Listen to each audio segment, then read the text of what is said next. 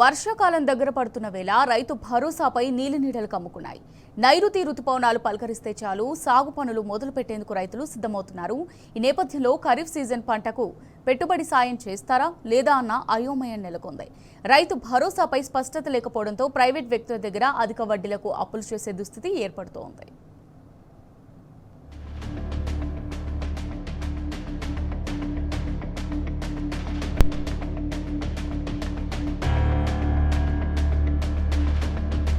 నైరుతి రుతుపవనాలు వచ్చేస్తున్నాయి. వానాకాలం పంట సాగుకు రైతులు సమాయత్తమవుతున్నారు. ఈసారి పంట పెట్టుబడి కోసం వేట మొదలైంది. నిధుల సమీకరణకు రైతులు నానా అగచాట్లు పడుతున్నారు.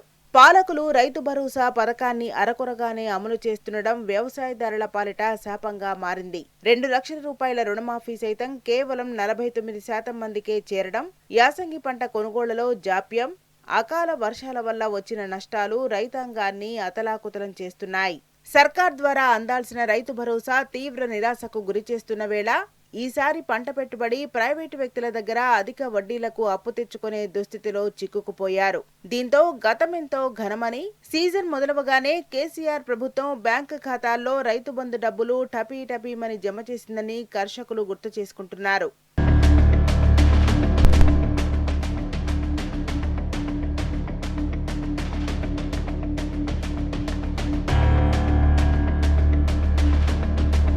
యాసంగికి కాంగ్రెస్ ఏలికలు రైతు భరోసా పథకాన్ని కేవలం 2 ఎకరాలకు మాత్రమే పరిమితం చేశారు. ఆశించిన మేరకు భరోసా అందక అనేక మంది రైతులు తీవ్ర నిరాశ, నిస్పృహలకు గురయ్యారు. గతంలో కూడా పాలకులు రైతు భరోసాను అనేక సార్లు ఎగ్గొట్టారు. ఎన్నికలో మరో సందర్భమో మొత్తానికి ఏదో ఒక రాజకీయ లబ్ధి జరుగుతుందని అనుకుంటేనే గాని రైతు భరోసా ఇవ్వలేదు. ఒకవేళ ఇచ్చినా కేవలం కొందరు లబ్ధిదారుల బ్యాంకు ఖాతాల్లో మాత్రమే తూతూ మంత్రంగా డబ్బులు వేసి చేతులు దులుపుకోవడం మినహా ఒరిగిందేమీ లేదన్న అపవాదు ఉంది. మరోవైపు ఎన్నికల హామీలో భాగంగా సర్కార్ అమలు చేసిన 2 లక్షల రుణమాఫీ సైతం 49% మంది రైతులకు మాత్రమే జరిగింది. అంటే 51 మంది కర్షకులు లబ్ధి పొందని వాళ్ల జాబితాలో మిగిలిపోయారు. ఈ వైఫల్యం రైతాంగంపై తీవ్ర ప్రభావాన్ని చూపించి పాత రుణాల పునరుద్ధరణ మినహా కొత్త అప్పును సమీకరించుకోలేని దుస్థితికి రైతాంగం కూరుకుపోయింది.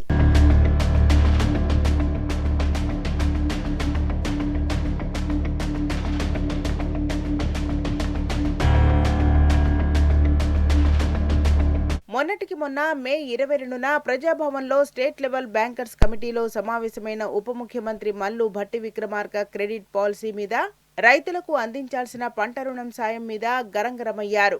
బ్యాంకర్లు సైతం అదే స్థాయిలో జీ హుసూర్ జహాపనా అని గొంతు కలిపారు.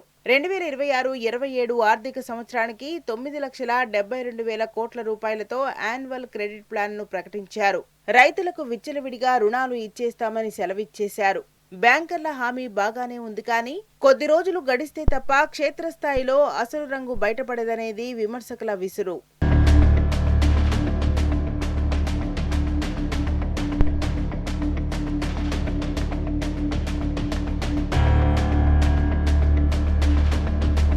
వానాకాలంలో పంట సాగుకు భూముల కౌలు మినహాయిస్తే రైతులు 20,000 నుంచి 40,000 రూపాయల వరకు పెట్టుబడి పెట్టాల్సి ఉంటుంది. కాగా రాష్ట్ర వ్యాప్తంగా వరి, మొక్కజొన్న, పొద్దుతిరుగుడు, జొన్నల కొనుగోలు ప్రక్రియ ఆలస్యమవడం రైతులను తీవ్ర ఇబ్బందులకు గురిచేసింది.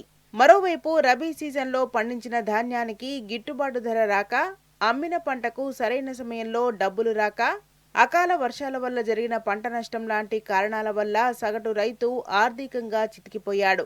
వానాకాలం ప్రారంభమవుతున్నా సర్కార్ చెల్లించాల్సిన నిధుల విడుదలలో జాప్యం కారణంగా సాగు పనులను అవసరమయ్యే పెట్టుబడి కూడా రైతుల దగ్గర కరువైన పరిస్థితి దాపురించింది. ఈ ఖరీఫ్ సీజన్కు ప్రభుత్వం తరపున కనీసం రైతు భరోసా అయినా అందుతుందా లేదా అన్న స్పష్టత కరువైంది. దీంతో రైతాంగం పరిస్థితి అగమ్య గోచరంగా తయారైంది. క్లిష్ట సమయంలో పంట పెట్టుబడి కోసం నిధులు సమీకరించలేక చాలా మంది రైతులు ప్రైవేటు వ్యక్తుల దగ్గర, వ్యాపారుల దగ్గర అధిక వడ్డీలకు అప్పు తీసుకుంటున్నారు.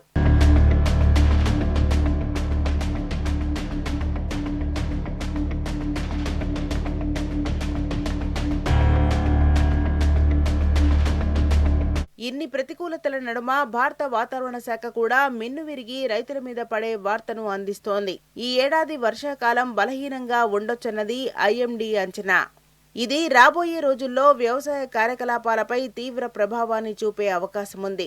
పరిస్థితి ముదిరితే ఎల్నినో లాంటి ఉత్పాతాలు సైతం రైతుల పాలిట శరాఘాతంగా మారే అవకాశం ఉంటుందన్నది నిపుణుల అభిప్రాయం. ఈ నేపథ్యంలో దశాబ్ద కాలం పాటు సాగిన తెలంగాణ తొలి సీఎం కేసీఆర్ పాలనను గ్రామీణ ప్రాంత ప్రజలు గుర్తు చేసుకుంటున్నారు. బీఆర్ఎస్ పరిపాలనే ఫార్మర్స్ కు గోల్డెన్ ఎరా అని విశ్లేషిస్తున్నారు. కేసీఆర్ 10 ఏళ్ల పాలన శాంతం, రైతే రాజు, వ్యవసాయం పండగ అన్నట్లు సాగిందన్నది వాళ్ల అభిప్రాయం.